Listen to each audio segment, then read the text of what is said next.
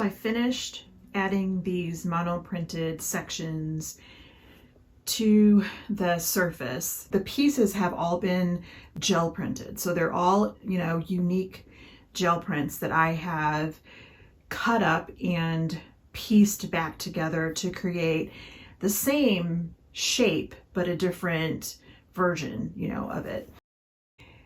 I love how all the collaging came together, but I was like, what am I going to do with those yellow areas? That has nothing to do with anything. Let me tell you how I got there. So I'm working on a repurposed wood board. I got it on clearance, great price, wonderful size, and the only issue is that it had a screen printed image on it. So what I do when I get wood boards like that is I will either gesso on them, or I will use dig into my painted paper stash and collage on them. And that's what I did in this case. So I always start with, even if I know things are going to get covered up, I start with things that I like. So I got some painted papers that I really enjoyed looking at and working with while I was, in the moment. And then I thought about the fact that these monoprints were going to be the main stars, so I would need to push back the background. So I did that with a couple of yellow hues. So after lunch, I came back in and took a quick peek at this and was thinking, what am I gonna do to finish this? And then all of a sudden the answer was there.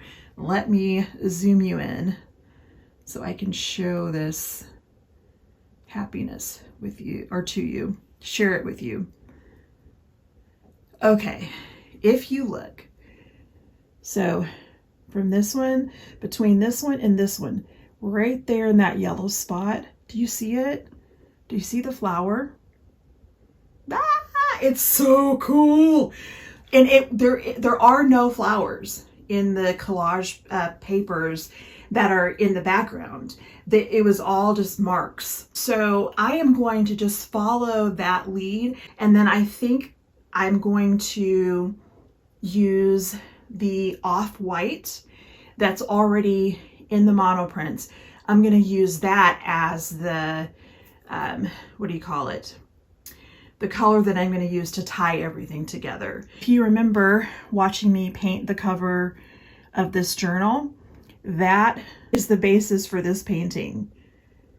That one image is going to be reiterated across the different mediums that I work with.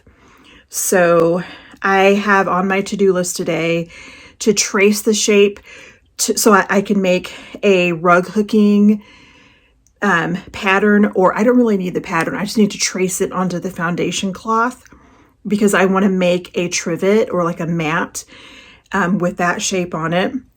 I also want to do some Tetra Pak intaglio printing. I'll do that. And then I'm getting ready.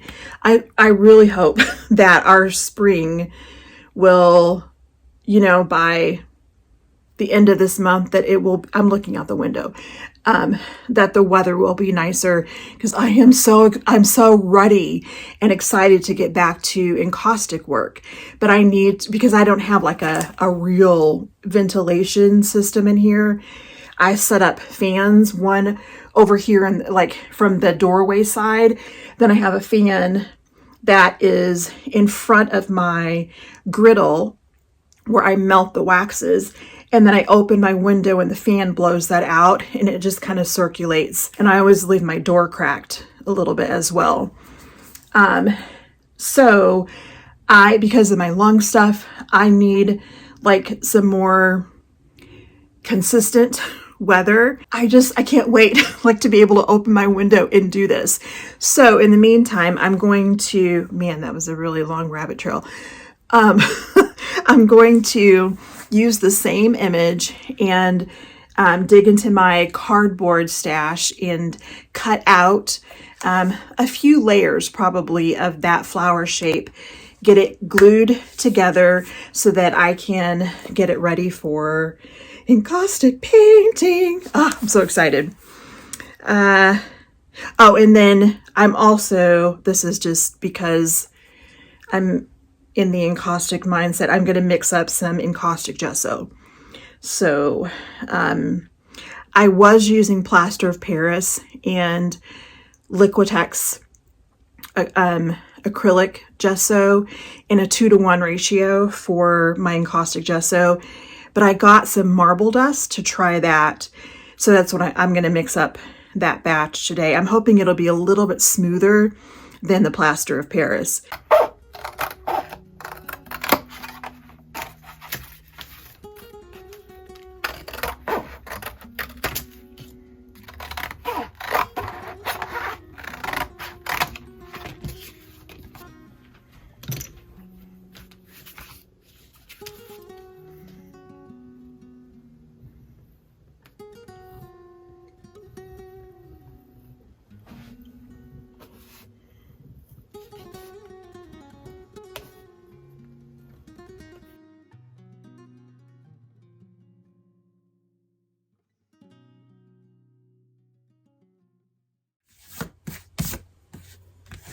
I'm working on a greeting card order that I printed a couple days ago. And now they're, the ink is all cured, and so I can get them folded up and packaged and on their way.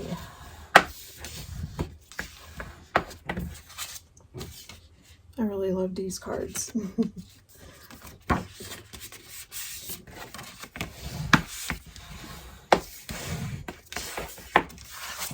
So I have finished cutting the layers for my encaustic form.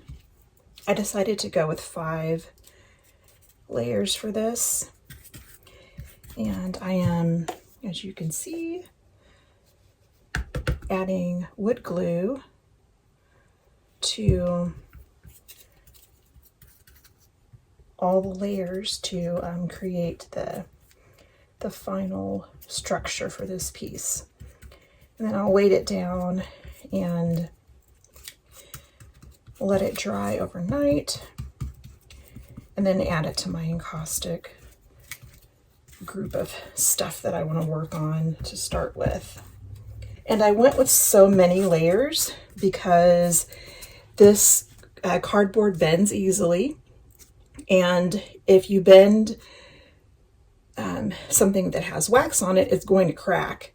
So you need to make sure that your substrate is solid. And that's why originally I covered everything in the plaster cloth.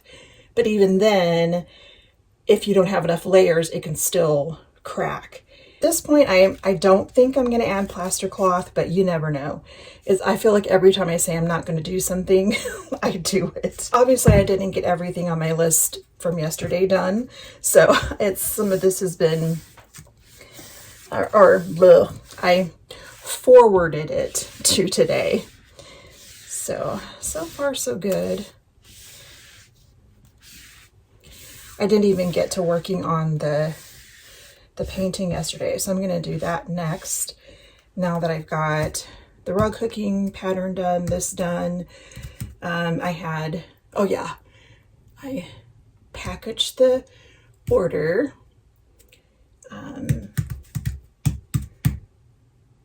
This was the other, I feel like, oh yes, I still need to mix up encaustic gesso. That's what it was.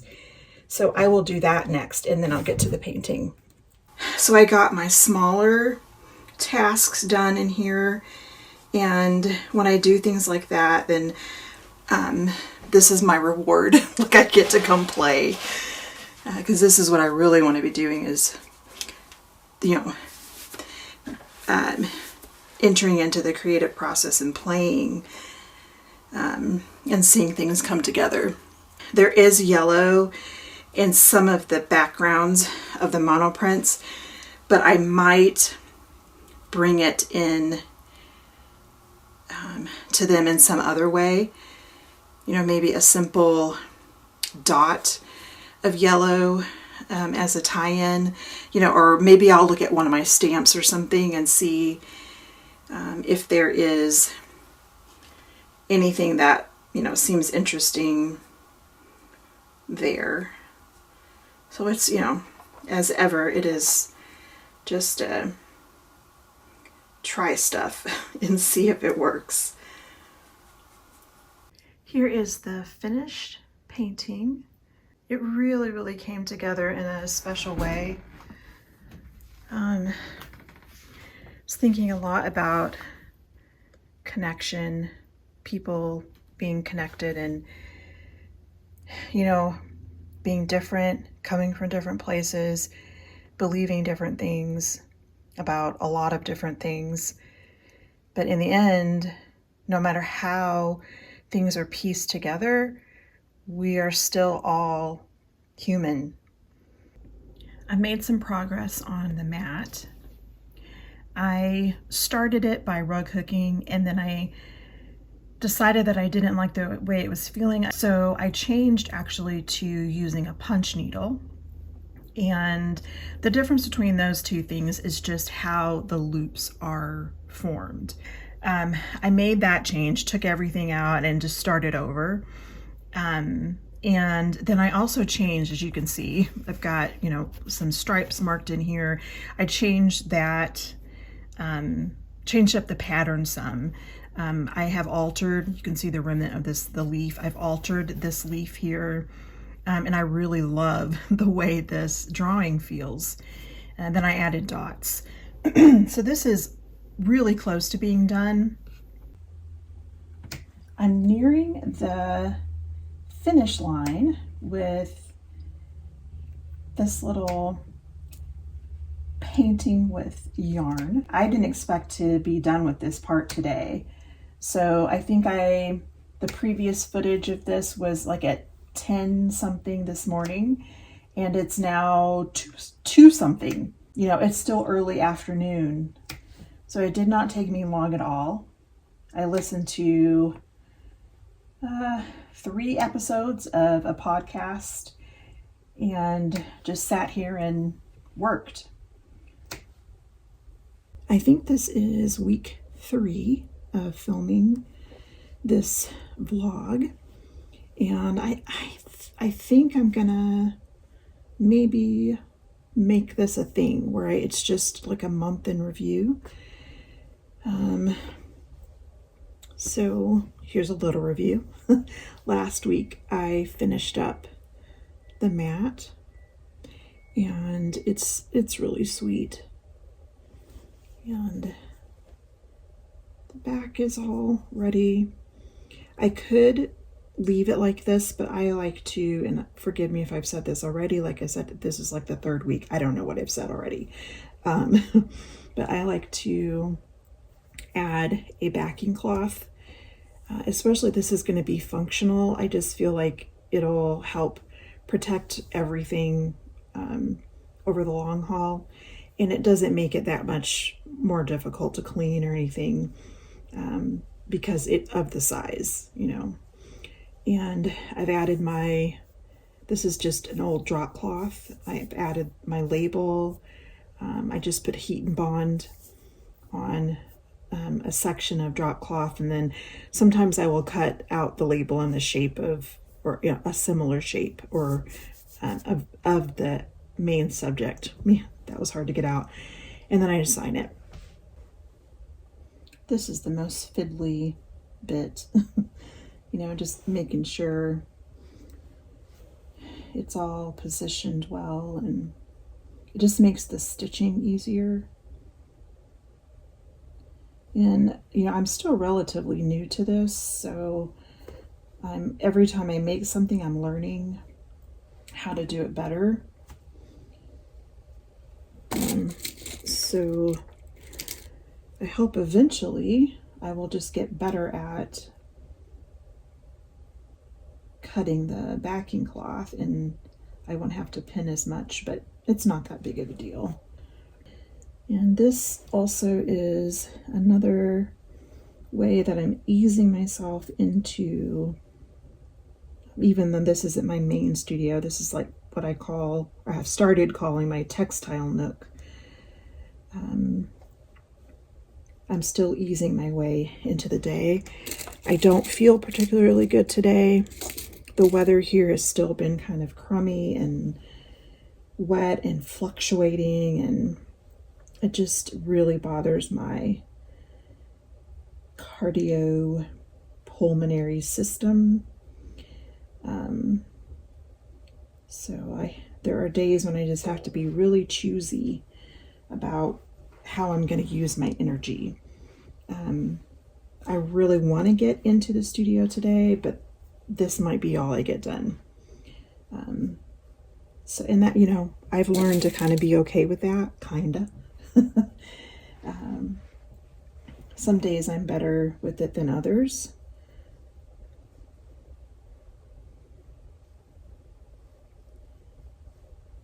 And I think the main thing that helps is remembering to be thankful.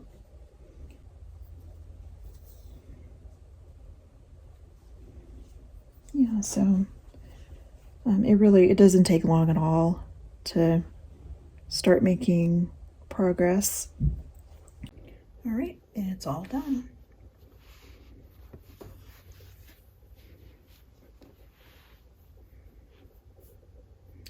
Turned out pretty nicely. I will steam this one more time to block it. It always curls up a little bit after I have stitched, probably because even though they're loose, they still might be too tight. I don't know. So, but I'll just do that to relax, everything that I've just done. But for the most part, it's still flat on the surface here. So, yay! It's so sweet.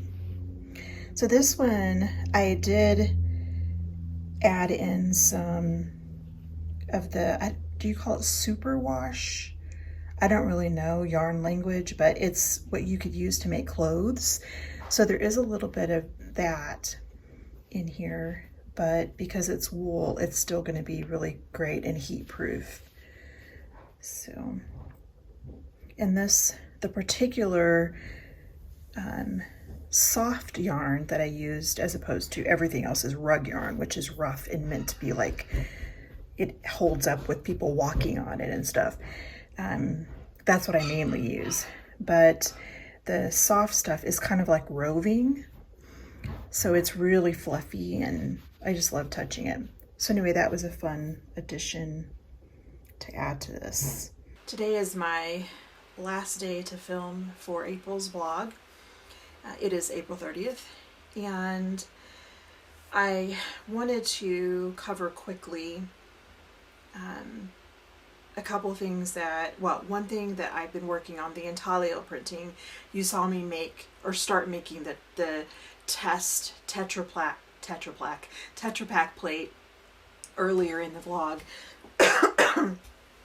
So I'll show you a little bit of what I've been doing with that, and then I wanted to show you or give you a quick flip through of my big messy drawing from my mind's eye sketchbook, which is finished. I started it on March 19th and I finished it on April 26th. So a little bit more than a month to finish it. But first, let's take a look at the Tetra Pak prints, the intaglio prints that I made. So I did not keep this plate because I was just reacquainting myself with the tools and with the whole process. And I, as you can see, I think I'll show you here. I forgot to reverse my letters, which is fine because it was a test anyway. And then I just did lots of different types of scratches and scribbles in here with all the tools that I have to do this, so that I could kind of remember what marks I could make and how deep the different tools would go and which ones were a little more precise or more to my liking. So this was a great first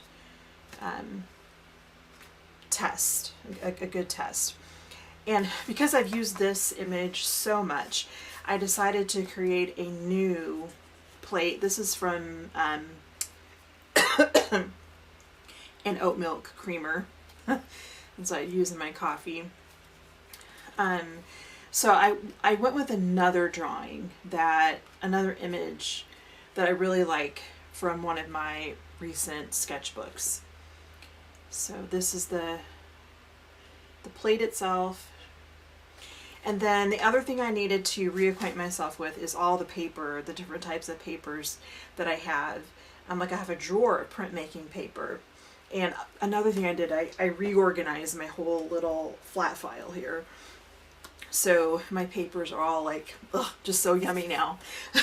So I've got now an entire drawer dedicated to papers that are marketed for printmaking. You can also use watercolor paper as well, and really you can try anything for printmaking. But I wanted to go, well, this is actually a variety of all different types of papers. Forget it. I wanted to try out my papers. So first I started with dry paper. It was okay. I'm using Akua Intaglio ink. So you can go dry, damp or dry with these, or with that ink. I'm rushing because I don't want this to take forever. And I want to show you my sketchbook. Let me get closer as well.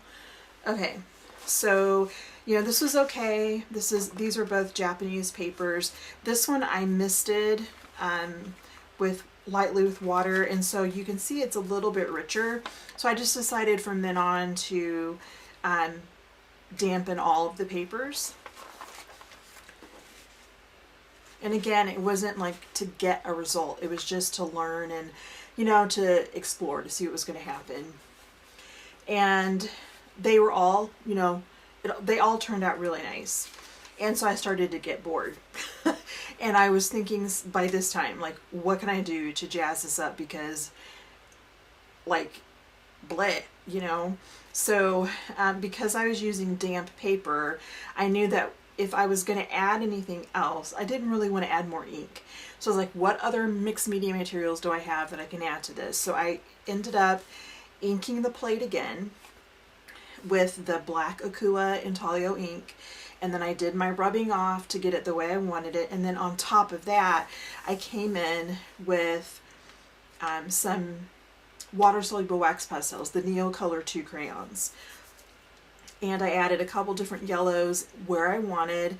And I added it on the plate. So just pretend that this is all inked up. And then around here, then I added the yellows, and then here I added greens, and then I put it on my plate bed, and then I put the damp paper on top and ran it through my press. And my press, you can see there, is a silhouette. It's a Sizzix Big Shot Pro. It's a die cutting machine, but I use it for mainly for this intaglio printmaking, and also for cutting my wool strips. I have a die that helps me cut the wool cloth to the size that I like. So anyway, this is when it got really fun. I absolutely love this effect because what I got right away is some color plus grunge. And if you know me at all, you know that the minute something gets imperfect and grungy or has an element of that, I just love it. So I ended up stopping. I did a ghost print, which means that I just took the damp paper. I didn't do anything to the plate itself. I just left it, like it was with this print. And then I put this damp piece of paper on it, ran it through the press, and then got the ghost print of that. I even like this too. So yesterday I created some more plates based on my own artwork from the past. And I got those all, the way I want them. And then I chose I dug into my newly organized drawer, and I got papers ready that I want to use with those. I probably won't get to that in this month's vlog, but I will include it either in the notes tab as fun little things, or I will include it in the vlog for May, so in next month's vlog. Okay, so this guy was so much fun to work in because I just got to play. There is nothing beautiful in this book unless you think of play as beautiful, which I suppose I do, but it's not like your standard beautiful. The process to me is what was beautiful, the actual doing of the thing.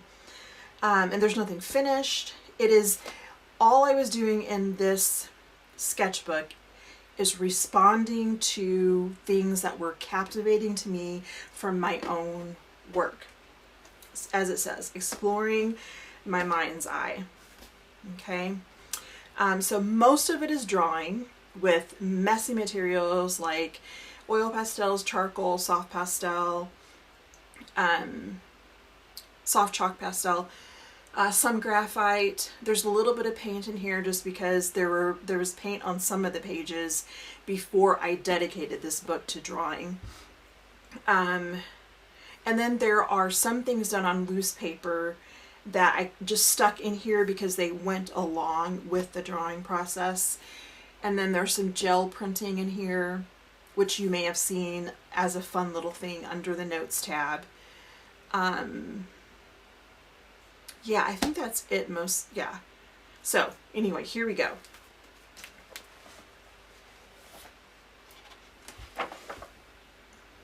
Zoom out. Let's see. Get myself together here. Make sure you can see a little bit more. Okay.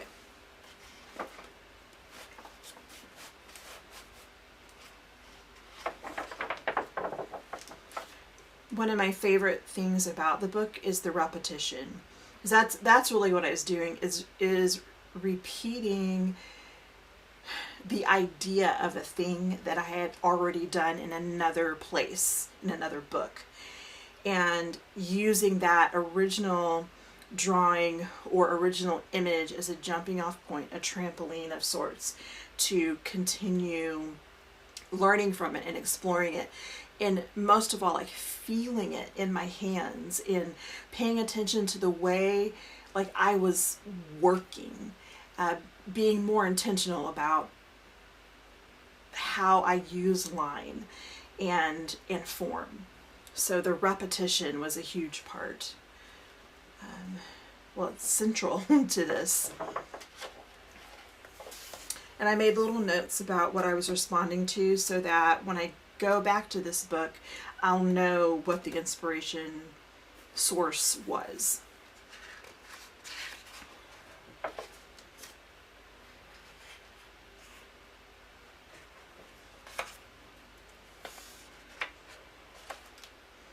You can see here overlapping. That's another one of my absolute favorite things about this book. I love this page because of the printing that the messy materials do on one another. And I also just really loved exploring this figure.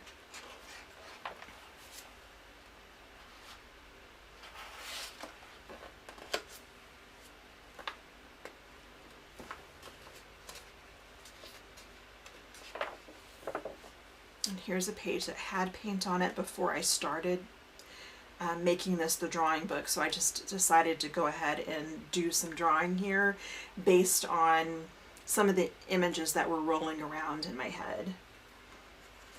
So it was a mixture of my pareidolia plus intentional drawing.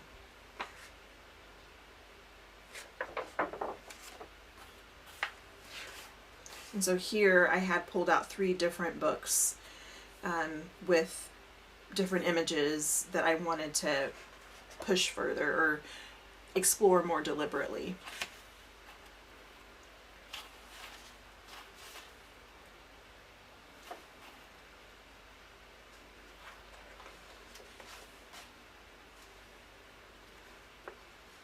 And so for this page, this was actually what the original image looks like, and then I started kind of changing it up a little bit, and that's what I tended to do as I was drawing. I would think about, or I would respond to the original image and try to draw something similar to that, and then I might do that 2 or 3 times, and then I'll start to think, how can I change this up?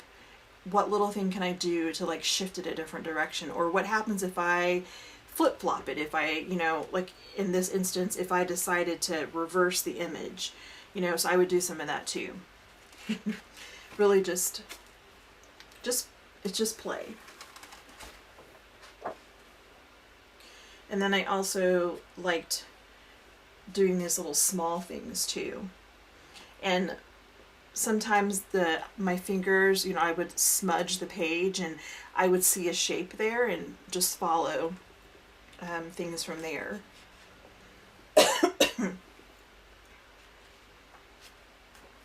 And this image, I revisited it. It's here. So that's another thing I would do, is kind of like, you know, an image would kind of captivate me and I would want to really dive into it some more.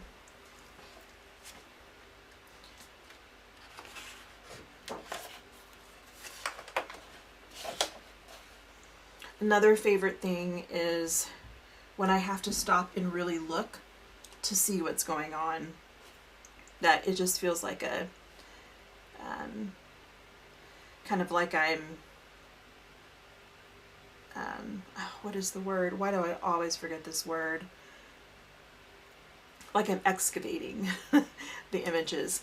And then this day, I made sure to note a bird I saw in between sleep and waking. So it was just a bird in my mind's eye, and I held onto it until I could get in here and draw it.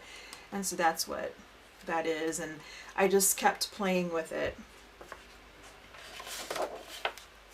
And here I'm combining birds and flowers. I started by drawing some birds, and once I got that out of my system, I drew some flowers on top of that. I really love the freedom to just draw whatever and wherever on the page I felt like drawing. Because it wasn't about making something, it was about doing something.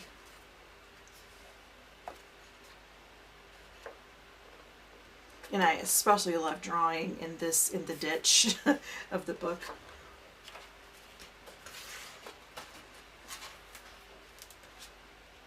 This flower should look familiar. I was responding to the original drawing of this. You can see it there. Another pot with some flowers from a sketchbook. And then this video is actually in the notes tab. It's a fun little thing video. And I was just gel printing some favorite shapes from drawings in all these different sketchbooks. And then this page had paint on it, so again I was taking all the stuff that was rolling around in my head, and plus things I had flipped through in this book, and I just took a big fat oil pastel and started drawing. So it's a bit of pareidolia and a bit of intentional drawing.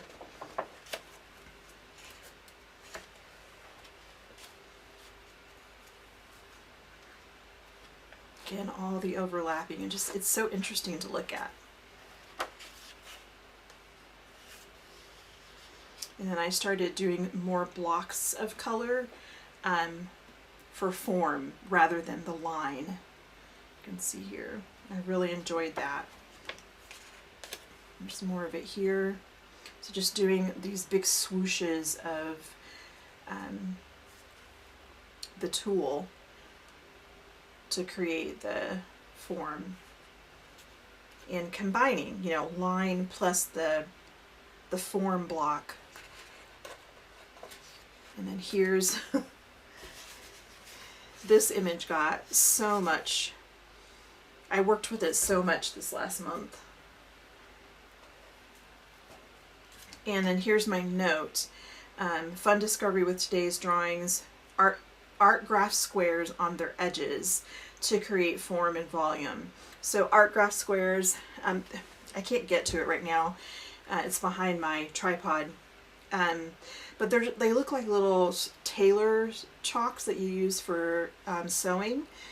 And I started using them on their broad edges to do blocks of color. And then when I wanted to add detail like this, I would, use the thinner edge. So the interplay of those different ways of using one tool was really exciting to me. And I really liked drawing the shape, like drawing the actual volume, the form, and then adding the line work. It was just super fun. And it is kind of a different way of seeing an image.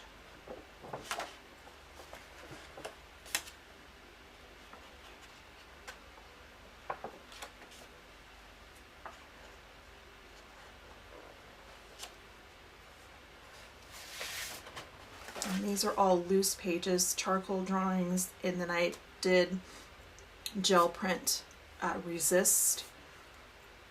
So the charcoal resist on a gel plate that's a better way of saying it.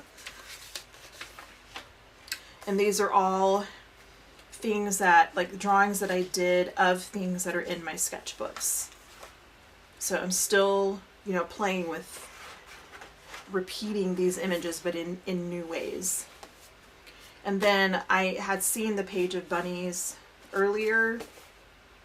This one, which is inspired by a bunny in another sketchbook. And I came to a painted page, or a page that had some paint on it, and all I could see in my head were bunnies in a bird. So I just shaped those out.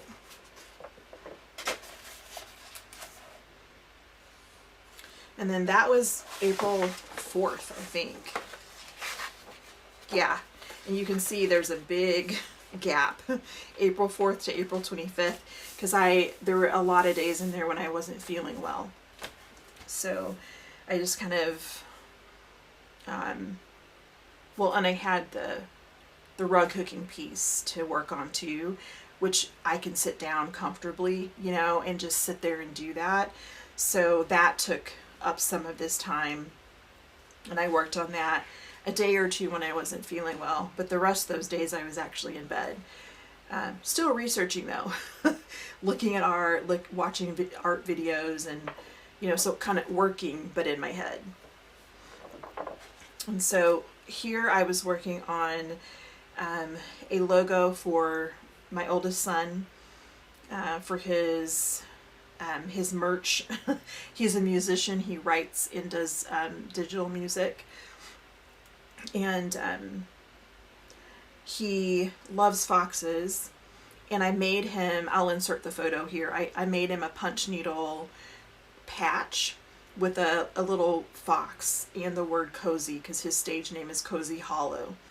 And he wanted me to do a logo for his, like a shirt. And I don't want this to go on forever, so long story short, I couldn't get to the fox through drawing over the patch, and I had thrown away the original drawing. And so something, like I had a block and I couldn't see the fox. So this is how I had to start, by making this crazy cat, dog, wolf, fox creature, and just being really scribbly and messy about it. It started to get better. And then I left it for a little bit, and I followed another little rabbit trail for this abstract flower that was actually from a bird shape. And then the next day I came back to focus more on foxes. And, they're still looking crazy like cats. But then eventually I realized it's the snout. that I was missing. It's that certain shape of the snout. And so once I figured that out, I was okay with going to look at a reference image. I really wanted to work as much as I could from memory, because that, to me, that's what makes my drawings feel more like me, instead of me just sitting there like looking at someone else's, the way someone else captured an image. So my reference images were here, and oddly enough, they look a lot like the actual patch that I made him. So, you know, things got better as I went along, and this one here I think is especially a lovely one. So then I moved everything into Procreate, which is a digital art app, and I've been working in there, and I'm almost done now. So I'll stick a photo of where I'm at with that too. And then that's the end. Made a note for myself. I've had such fun trying, not knowing, following mark after mark, listening to my mind's eye. Every page has been an adventure in letting my hands dance across the page and feel the drawing rhythms and sounds. I made my marks. And then for the last spread, I wanted to capture the stuff that I really loved. So I used the materials, oil pastel chalk, soft chalk pastel, wait, what did I just say? Oil pastel, charcoal, soft chalk pastel, and I didn't add graphite, but that's okay. And I also used the art graph squares in here too. So smush and smudge, play, messy, grunge, overlap, transfer, free, mark it up, and then just some little images and marks, and there we are. That's it. It was a blast, and I can't wait to keep going with this kind of drawing. In fact, I've got some other sketchbooks going that I was trying to kind of make them a little bit different, like kind of categorize the books and give them all a different purpose. But there's one that I'm working in that was going to be about exploring specific things, but I think I'm going to turn it into another crazy drawing sketchbook, because I loved this so much, and I want to keep developing this, you know, making sure that I am paying attention to how I interpret line, how I interpret form, and keeping a catalog of it. Thank you so much for allowing me to be part of your life, and you are a significant part of what I do.